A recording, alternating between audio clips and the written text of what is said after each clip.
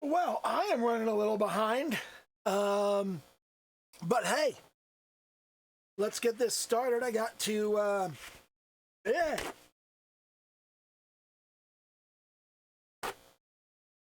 got to clean my screen, of course. As you can see from the picture, we are going to be talking some more about hands. In particular, we're going to be talking about fingers.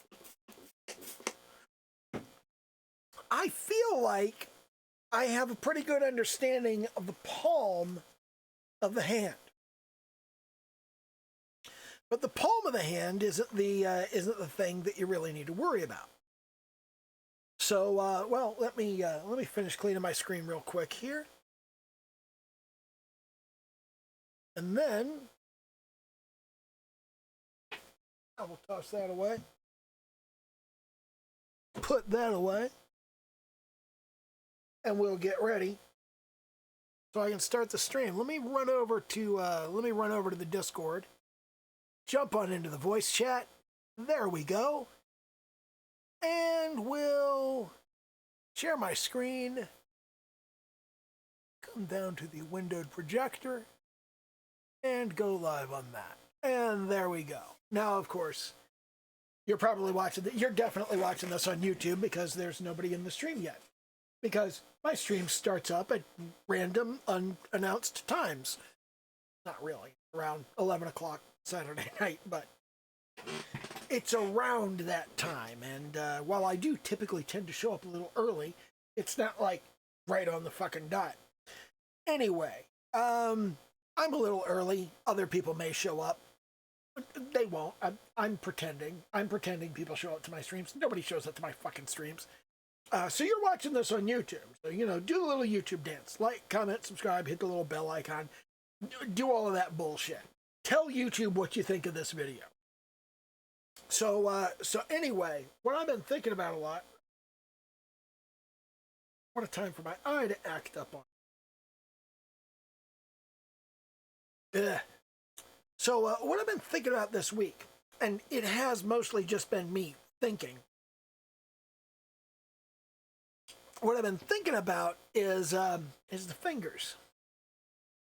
I feel like I have a pretty good handle on the palm of the hand.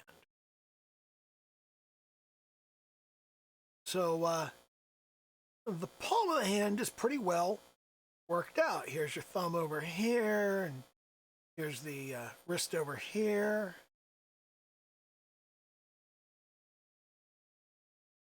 And then here we've got the thinner prominence, the hypothenor plateau, and up here we've got the pad of the palm, and there's that little triangular surface of the palm in there. Now I got a pretty good handle on that, but it's the fingers. These bits. These are the thing that give me fucking fits. That's the tough part. That's the part that I always have difficulty with. So I wanted to kind of go all the way to the innermost part of this, and look at the actual bones of the finger, and the tendons and the sheathing and all of that, and how all of that fits together, because that's important. It has to do with how your fingers work. Like if you take a look at let me grab another picture here of just like the bones of the hand and the wrist, because there's an important thing in there and that I don't see a lot of people talk about, but that is kind of critical. Geez, where is it? Farther back than I thought in this book.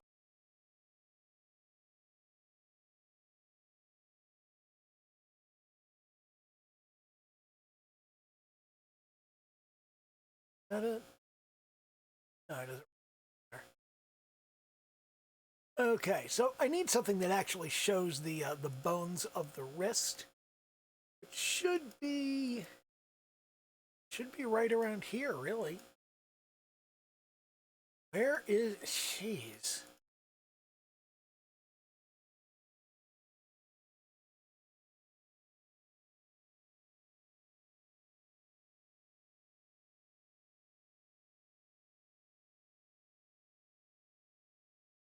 hand back view. Not really showing the full full set of bones. Let me see if I've got that on one of these others here. Well, the bones, but not showing the bones of the wrist. And the bones of the wrist are kind of important on this. So let me click through here. The thing is that like there are 8 bones in the wrist, and it shouldn't be hard to figure out that if you got 8 bones in the wrist, that if they come in 2 layers and you've got a layer in the front and a layer in the back, and they tend to run along your fingers, it's not hard to figure out that shouldn't you have 10? And whether you should is a matter of opinion, but the fact is you don't. And the reason you don't is that your little finger and your ring finger are connected. The tendons are hooked to one another. So if, for example, if you take something or other and you put your hand on it and you go, okay, I'm going to lift my fingers, you can lift your first finger pretty far. You can lift your little finger pretty far. And you can keep the other 2 fingers down. You can even lift them both relatively far. The middle finger comes up pretty well. But what's up with the ring finger? Why doesn't it want to come up? It'll come up good and far when you lift the little finger with it. But it won't come up very far when you lift the middle finger, because there's a tendon that's common between the ring finger and the pinky. And that common tendon between the ring finger and the pinky prevents the ring finger from coming up very far if the pinky doesn't come with it. If the pinky comes with it, it can come up just fine. But if you lift the middle finger, you see, it doesn't help very much. You can't lift your ring finger higher when you lift the middle finger. You have to lift the pinky. And if you play piano, which I kind of sort of do a little bit, well, I took piano lessons. It doesn't mean I'm good. But they tell you to do these exercises where you lift each of your fingers individually. And you can stretch your tendons by doing that a whole lot. And that makes it easier to play complex piano pieces, because you stretch the tendon that connects these 2 fingers. And upon stretching that tendon, you can then move your fingers more independently.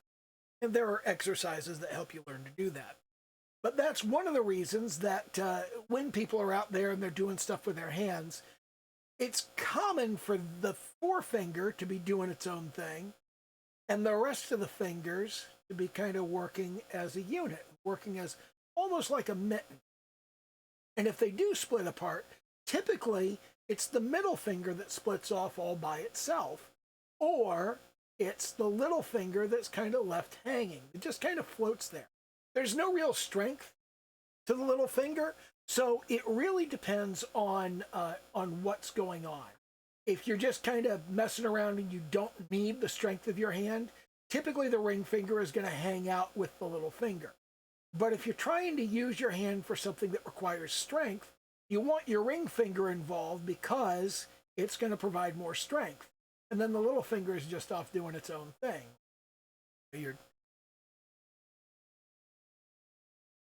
having a cup of tea or something, and the little finger's just sticking out, which is dumb. But anyway, it's a dumb example. Holding your little finger out while you drink tea, that's not dumb. That's fine. You go ahead. You can do that if you want to. But the example is dumb. The example of, like when you're drinking a cup of tea. No, that's a dumb example. I don't know why I did that. But, the important thing that I want to kind of get into here is the shape of the bones and how they work. Because Bridgman says here that the joints of the fingers are built like shallow saddle joints. One reaches up on the sides, the other reaches down on the front and back. Okay, so what we have here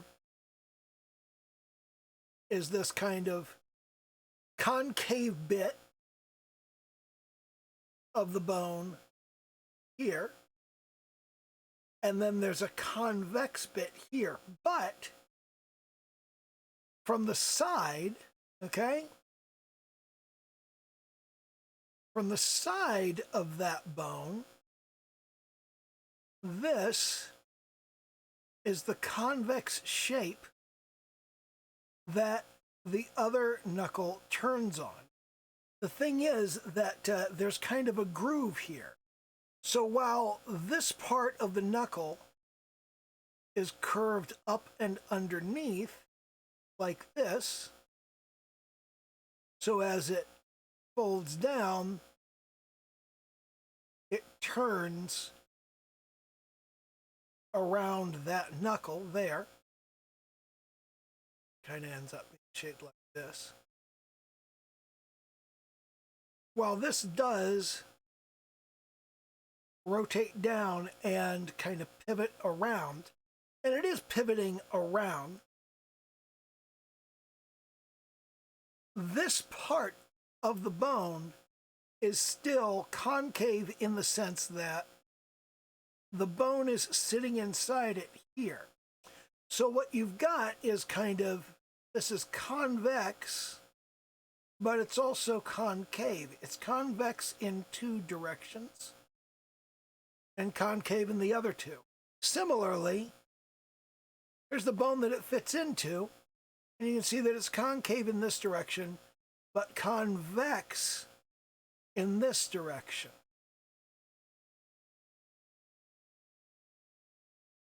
So those kind of fit into each other. And what you've got is you've got this concave, you've got this convex area that that you're. This is hard to explain.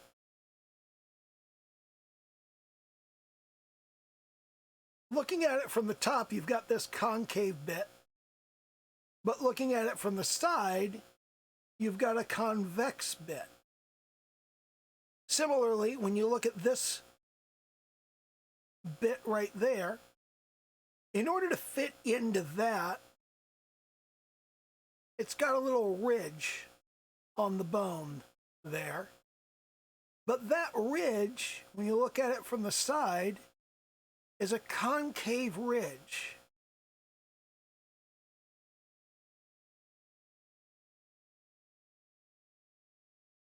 And you've got this sort of a, you get this sort of barrel shape right here.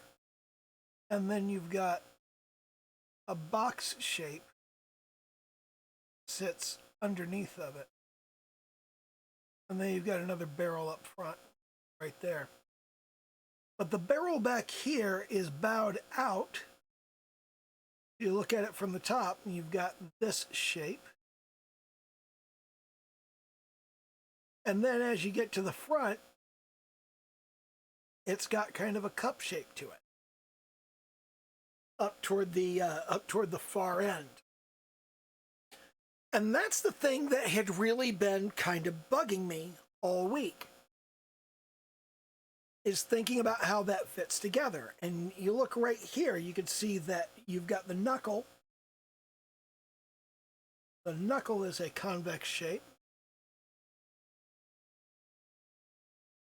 Right there. And while the finger wraps around it like this, it kind of cups in on the inside so that it can rotate around this kind of ball joint right here. And it's the same way with the fingers as you go forward.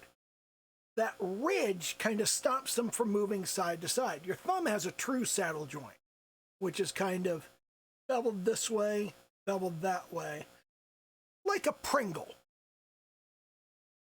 And that sits inside of another saddle joint, very much like it, and they could slide back and forth on top of one another and underneath one another, and they can even rotate a little bit.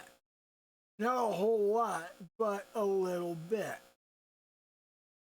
And that's a true saddle joint. And these saddle joints are very, very shallow. So while they still have that kind of concave, convex aspect to them, and this one over here, it bumps out, but it also swings inward. They don't have a whole lot of freedom because they don't have tendons that pull to the side, among other things. They don't have tendons that pull to the side, and they don't have a corkscrew tendon that wraps around to rotate it. They just don't have that. They have kind of this, they have this sort of helix shape here, which the finger pulls against itself to get itself to flex, and that works really well for keeping things aligned in one shape in one direction. So anyway, having gone over this in a very terrible fashion, this is kind of the shape of the finger bone.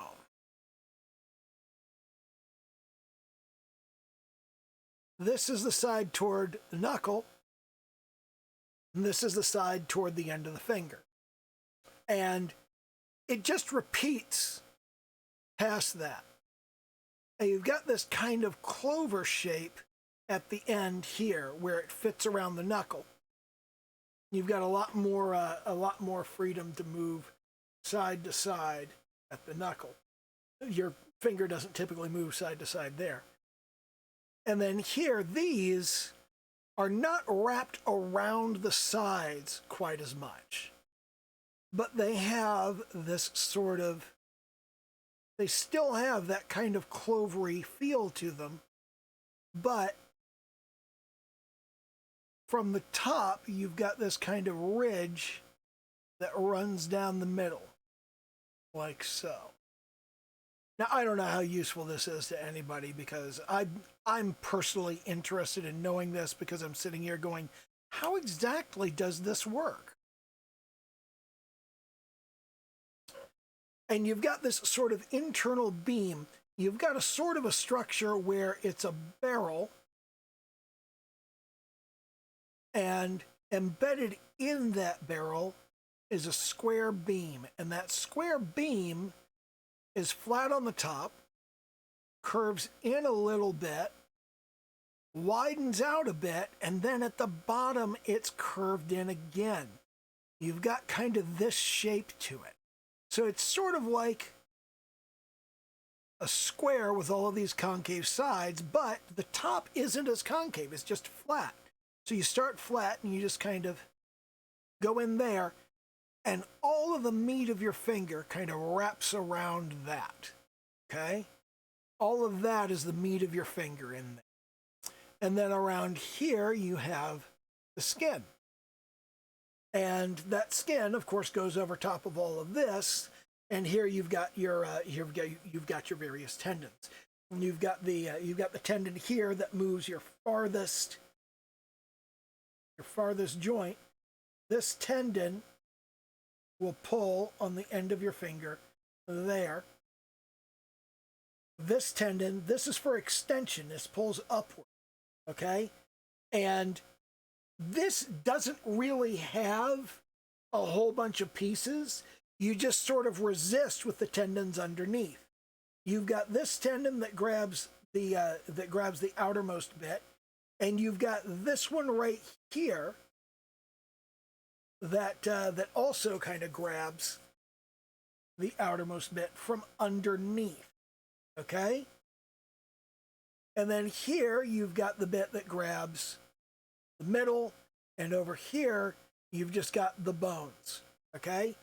So you've got all of these individual tendons that just kind of wrap around, and you've got this one that has to go around the joint. This one goes around the first joint to attach and pull just that part of the finger down, just at the second joint. And as you can see, I've messed up the tendon at the end of the finger. So you can kind of sort of do that. Depends on who you are, like how flexible that is. But you've got all of these tendons that just kind of wrap around and sort of build this little structure around it. So right here, you've got from the knuckle of the hand, here you've got a tendon that goes around the outside of that joint. Okay? And then you've got another one that goes over top of that one right here. You've got that tendon there, and then you've got this tendon here that sits over top of that and comes up further to wrap around that joint and kind of connect in there. I think I need to sneeze.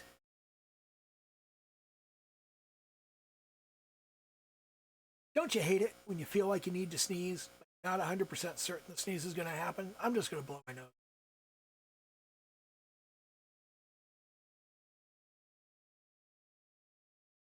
There we go.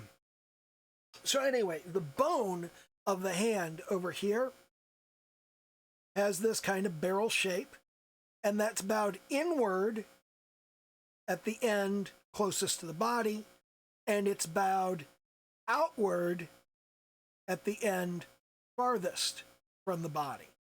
So it's kind of like you take that barrel and you just kind of warp it.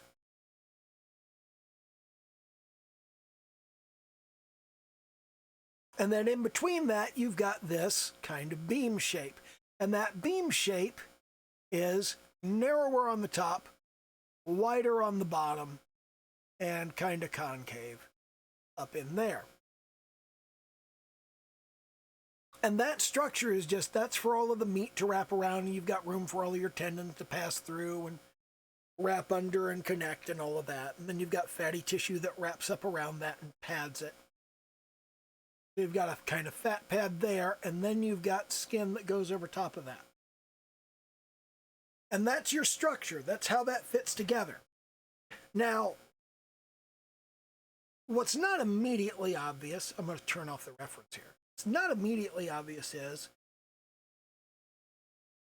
you've got your finger here, okay? And you've got kind of this nesting going on here because this bit is bowed out a little and this bit is bowed in a little, and because of that, they kind of nest into each other a little bit. So as this one bends, it slides over the other one, okay? And having slid over the other one, this is not to scale, obviously, but having slid over that other one, what happens with these pads? Well, they knock up against each other underneath the skin, and they compress. And this one in particular, when your hand folds like that on the palm side, here's your knuckle on the back of your hand, but here is that crease in the palm, and here's the other crease.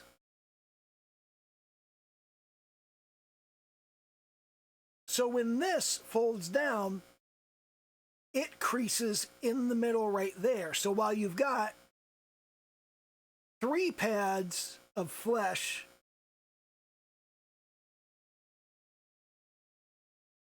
on the finger, as the finger folds, that turns into what looks like 4, because this one is going to crease in at this middle part here.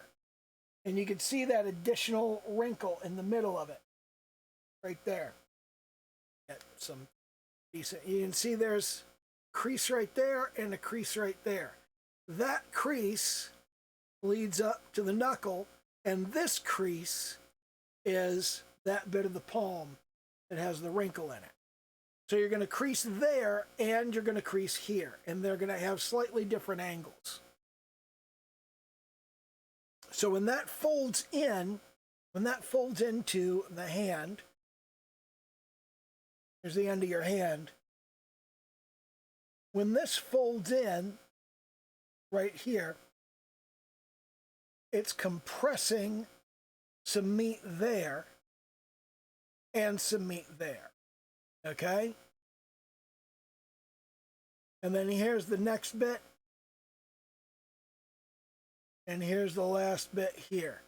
And that kind of folds in and creates 4 bits of meat instead of just 3. So it kind of wraps around. And then you've got that web of the thumb that cuts across and makes it look like there might actually be 5. There aren't, of course, but that cuts across there, like so. And here's the thumb. And you got your knuckle. You got the thumb. You got the thumb cutting across there. I keep accidentally pushing the transparent button. And then you got finger there, finger there, finger there, and finger there.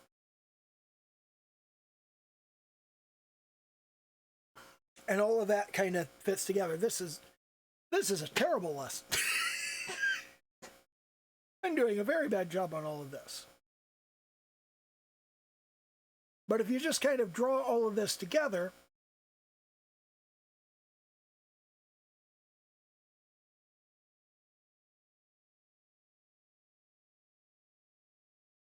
there's that little pocket in there where the fingers are. The next finger tends to fold down a little farther, and then the next 2 just kind of lie pretty close to one another. But then you get a relatively decent semblance of a fist in there. The hands, when you make a fist, well, I should make a fist the way normal people make a fist, and not the way that I make a fist.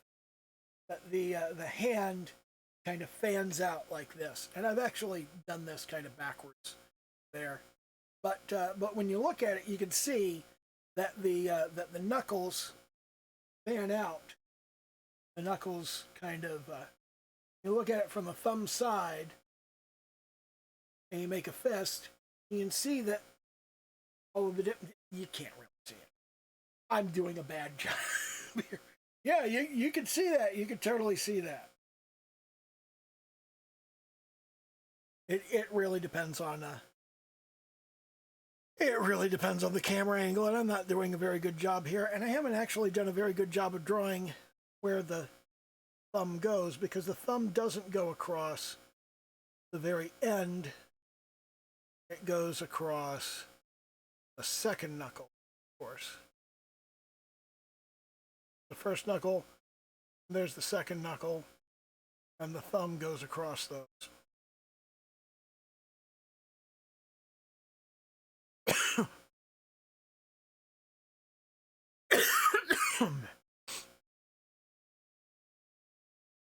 I'm not. But that's okay. The important thing is that I do a job of some sort.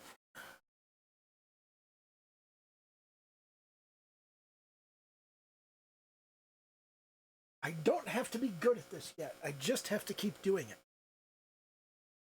Then when I'm good at it, people go, wow, you're good at this. I can say, well, look at some of my early videos and you see how much I suck.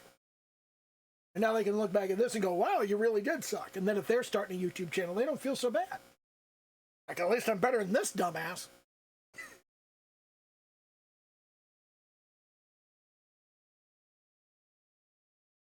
But that has been kind of a really important understanding for me, is the way that these pieces fit together, the way that they slide together. And that was also important in the way the elbow works, because the elbow slides over the the other bones here. The end of your humerus right here, as you straighten your elbow, the bone moves across it. So it's like you've got the end of your arm here, and when your arm is straightened out, here are the two bones of your arm. And then when you bend your arm, this bone here travels across the other bone of your arm. I'm going to put that in a better area that you can actually see what I'm talking about. So here's kind of the end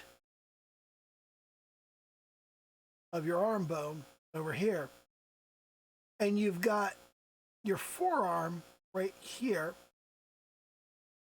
You've got the ulna on the outside and the radius on the inside. And when you bend your arm, okay, the radius doesn't go much of anywhere. It stays right where it is. But this bit right here, it's kind of sitting off to the side of the humerus. And when you bend your arm, this part actually has to move forward. And the radius just kind of pivots. It just sort of pivots. It doesn't go much of anywhere. This bit moves. This bit really doesn't. It just stays where it is. It's one of the reasons that they're not connected. If they were connected, they would both have to move. But having one bone that is fixed and doesn't slide over the other bone, it just pivots. That gives you a stronger and more stable base, especially for a working muscle. It's just like in your knee.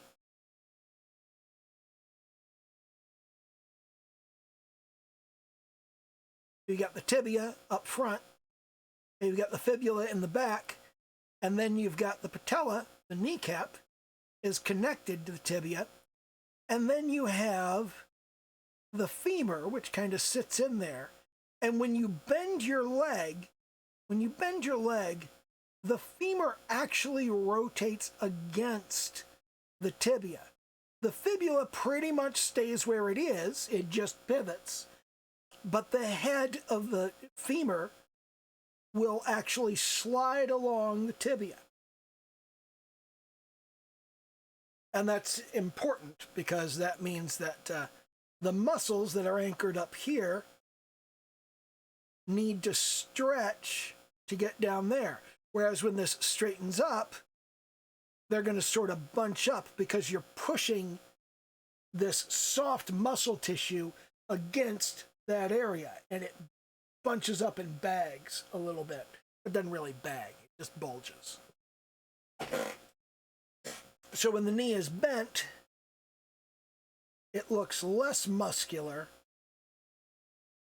Still muscular, just not as muscular as when it's straight. When it's straight, you start getting that kind of little V in there. Third area here.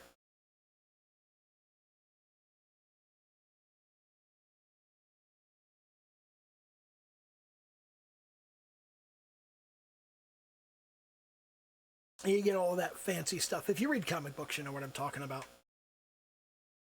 When the legs are straight, you get really good definition of the thigh muscles. When the legs are bent, they become much smoother and more streamlined. There's not as much separation in the muscles. I'm really not doing a very good job on anything here. But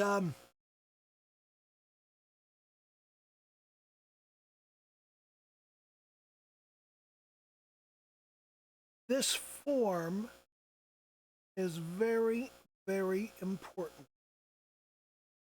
This general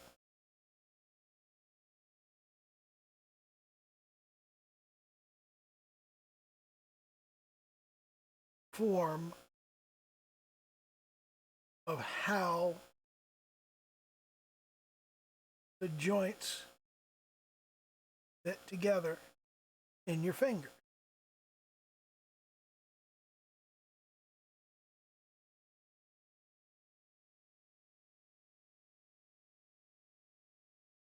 because that kind of bowed action there as you go across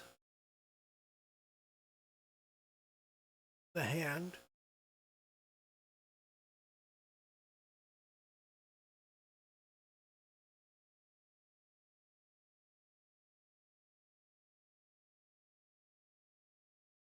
That kind of bowing as you go across, that makes room for these little fat pads underneath of each individual bit of the finger.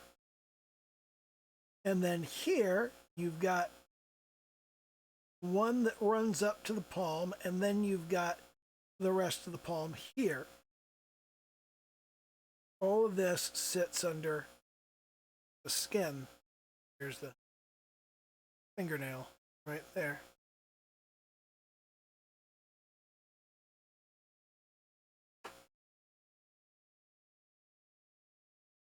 And this structure is something that I've been looking at because Hogarth and Bridgman look at the hand slightly differently.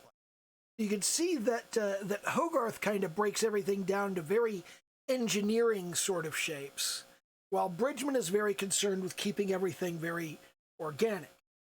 And I like Bridgman's approach, but as an engineer myself, Hogarth's approach is more accessible to me, the way that he breaks things down in a very squared off sort of very squared off kinds of structures. So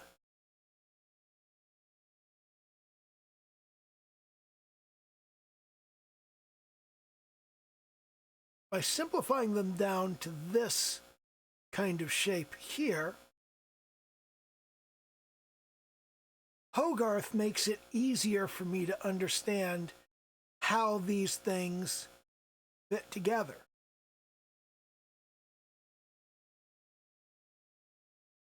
But the more organic approach that Bridgman uses makes it easier for me to see how everything actually works. You can see that kind of keyed structure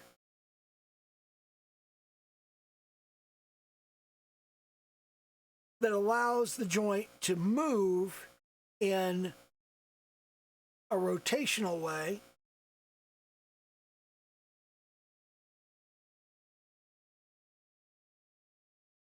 and as it moves, it slides over this kind of convex shape of the next bone down.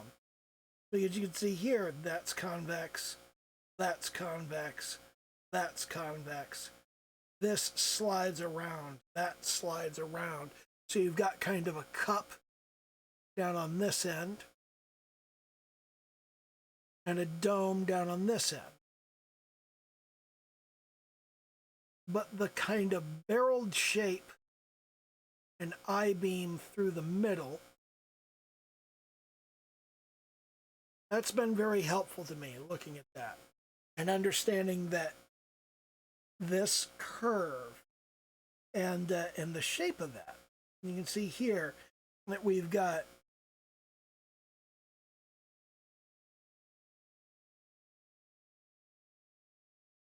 this underside here where it's beveled internally, and this top side here, you can see this little line that kind of shows that we have a beveled shape, a kind of a curve on the internals of it that gives us this shape from the side. So looking at it from the top, you could see the sides coming out. And they're not just coming straight out, they're curving out after curving in. So that top curves in and then comes back out. And it doesn't come back out very far either. And all of this is very exaggerated and very kind of stylized. But thinking about how all this stuff works has been helpful to me. And I just wanted to kind of go over that because I got this stream to do, and you know, I may as well stream about the stuff that's interesting to me because it's my fucking stream. It's not like people show up to the damn thing. It's not like anybody watches this. Well, actually, that's not fair to say. I've gotten 3 new subscribers over the last 28 days. That's pretty good. But they probably came here because I did a little 7-second video of me jumping a car off a ramp in Grand Theft Auto Online. Because it was I think that's funny. I always put the horn, the musical horn on my cars that plays Dixie, like the General Lee and the Dukes of Hazzard. I put that on all my cars. And I think it is the funniest thing in the world, for no real reason, to just jump my car off something recklessly, and as I'm flying through the air, I blow that horn. Makes me feel like one of the Duke boys, you know? And I think that's fun. I think that's a good time. I do that for hours. Literally. I drive around just like hurling my car off of jumps and blowing the horn for literal hours. And that's why nobody wants to play with me online. Nobody thinks I'm any fun. I tell them I'm no fun. And they go, oh, I'm sure you're fine. Then they're like, what are you doing? I'm jumping off of this dirt over here. Why? It's fun. Why do you keep blowing your horn? Because it's funny. I think it's fun. Nobody likes me.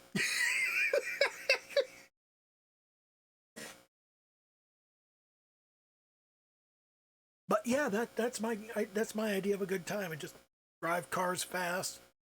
Oh, and running over motorcycles. I do that a lot. Drive down the highway in Grand Theft Auto Online. I run over every motorcycle I see. It's tough to run into a motorcycle head on because they see you coming. Rockstar got that right. but I'm starting to get a handle on the timing of how to fake out the motorcycle and make it think it can go around you, but it's actually just giving you a bigger target to ram into when you cut your wheel to the side. And I'm working on that. Head-on collisions with motorcycles. Not easy, but I'm working on it. That's an important thing for me to be working on. Let me tell you, boy howdy. But obviously, Hogarth and Bridgman have the similarity when they're talking about hands that they both worked from cadavers. But Bridgman just kind of stopped at looking at the cadaver and going, I'm going to learn exactly what the cadaver looks like, exactly what all of the bones look like, exactly how all of the joints actually work. And Hogarth went through and simplified, make things into geometric shapes. And he made them into round shapes and into square shapes. And it really kind of depends on exactly what you're looking at, how he's going to represent something. Like, he does frequently represent the hand in an abstract fashion. And there's one particular diagram. There it is. Let me grab that diagram and paste it in here. Oh, and here to reference and make sure that it goes into the place. Transform to give it some size.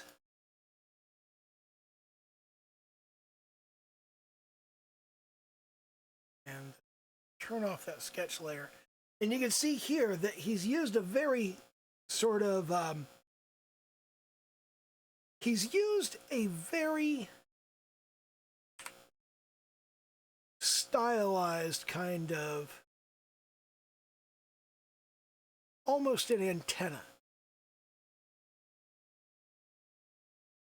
but you can see he's boxed off the ends of the fingers, and there's the fingernail. The fingernail does kind of box off the end of the finger. And then the next shape is round, telescopes inward, round, telescopes inward, round, telescopes inward across the palm. And you see the same thing with the thumb. And the thumb, you see, is turned on the side. And Hogarth is, Hogarth is one of my favorite artists. I mean, his work on Tarzan is really what got me interested in comics, particularly phase sequencing, which is something that I've talked about a little bit here and there, but I haven't talked too much about in detail since I realized I didn't know what the fuck I was talking about. It's a whole Dunning-Kruger effect thing where I didn't know what the fuck I was talking about, but I didn't know what the fuck I was talking about. I thought I knew what I was doing, and then I went, wait a minute, I'm a fucking idiot. And that's an important thing. There's the point where I realized I was a fucking idiot. And I can, in fact, I can look back at the time I thought I knew what I was talking about and go, yep, that was a time, that was a place where I thought I knew what I was talking about. And I can look past that and I go, there's the point where I realized I didn't know what the fuck I was talking about. And I'm still kind of in that trough where I don't know what I'm talking about, because you get the peak amount stupid and then you drop off and you end up in this kind of the trough of despair. The valley of despair where you're going, no, I don't have the slightest fucking clue what I'm doing. And then you begin to kind of gradually ascend you kind of go up this hill of competence. And there's a point where you turn around and you look and you go, wow, I actually am a whole lot better than I used to be. And I can already do that, but at the same time, I'm not good by any stretch of the imagination. Although more and more frequently, I am looking at people's art on social media and I'm thinking, I could have done that. And I could have done that as one thing, but I didn't. And the I didn't is the important thing. Looking at something and saying I could have done that, you're looking at the last half of the process. The first half is to realize it's a thing that you could do and fucking do it. That's the important part. If you don't have the first half is everything. So I keep looking at this stuff and go, I could have done that. That's not good enough. That doesn't mean anything. I can say I could have done that over and over again, but I didn't. The important thing is that I need to fucking do it. Which means, I need to do stuff like this picture of Pecora. That needs to be finished. And I'm finding that my line art is something that I tend to avoid now. My line art doesn't look good. So I keep avoiding my line art and not wanting to do things in line art. And I need to do something about that. And I think part of it is that when I did this rough, flat paint-in of Pecora, it doesn't look bad. It looks pretty good, in fact. Although, you need more... we would need more...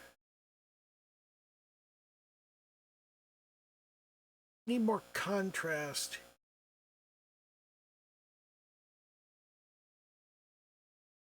here. You could tell the difference between her face and the side of the building. The building kind of needs to be a different color. The hand needs to be outlined.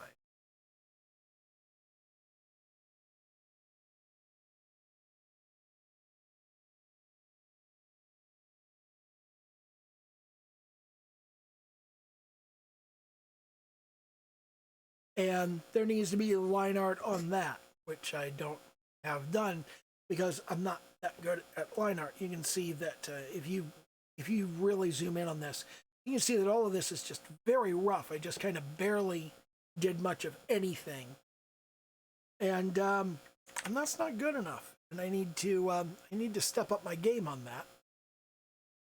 I need to work on that, and I need to actually finish more pieces. I need to get pieces done faster. I have again been working on this picture of Pecora for months, and it's not a months long picture. This is you know, that's an important point. One of the big things that I'm finding as I start working on larger pieces and more, I don't know, prestige pieces is that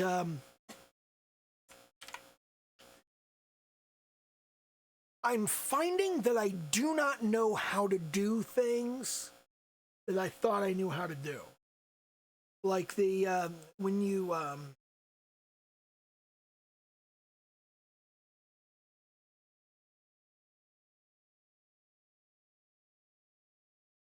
pull the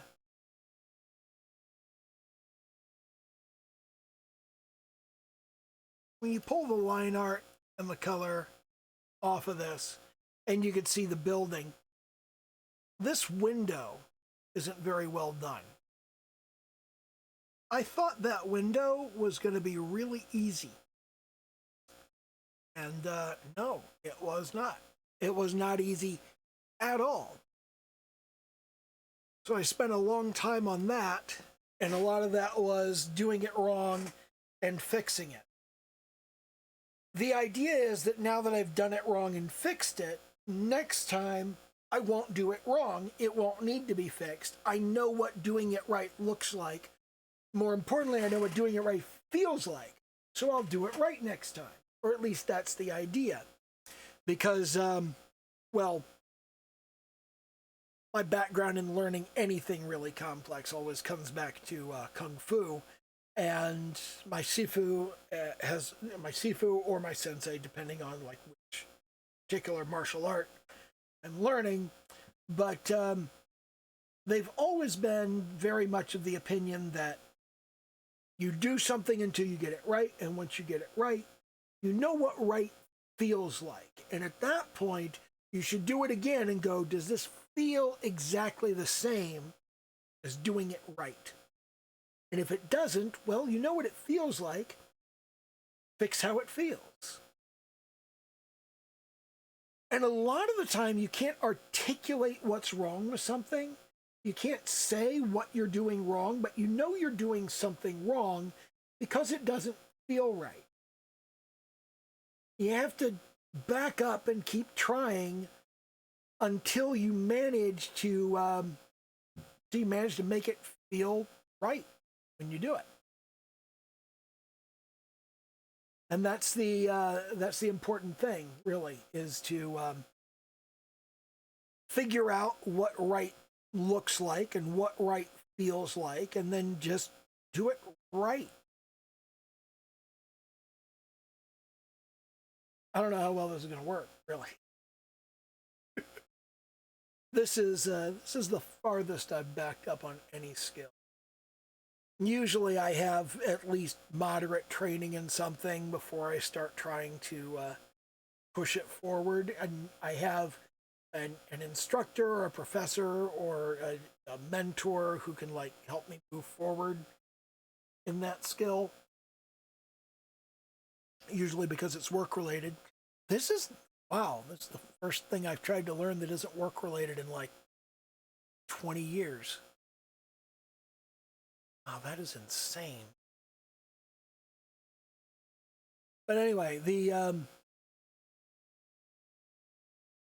whole idea here is to get to a point where I can do things right the first time, where I know how they're supposed to be done, and I can do them right because I've done them before.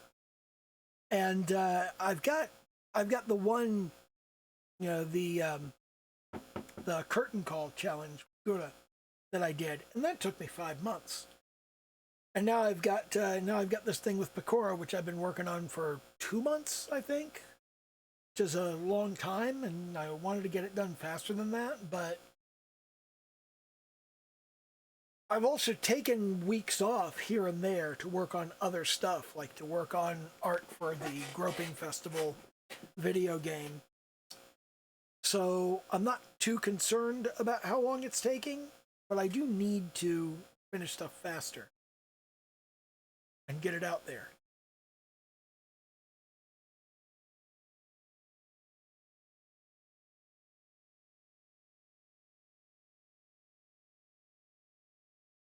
I blow my nose again, sorry. But yeah, I need to finish more pieces. I need to do more prestige pieces. I need to finish them. I need to get them out into the world. And I need to start producing them on a more regular basis. Not ready to be doing them daily for quite some time, but I would like to get to a point where the Sketch Weekly stream can be an hour of planning, and then on Sunday I can finish what I did the rough version of on the stream, and then that can go out on social media, and I can go, here's a new thing that I did. People go, wow, you did a thing. That sure is a thing, all right.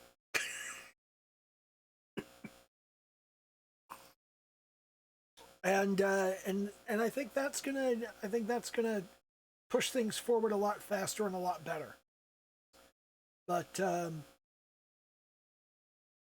the moment, I'm just talking through my journey and letting y'all have a good front seat view, a front row seat to all of the dumb shit that I'm trying that doesn't work. So you know it's not all a jar of pickles.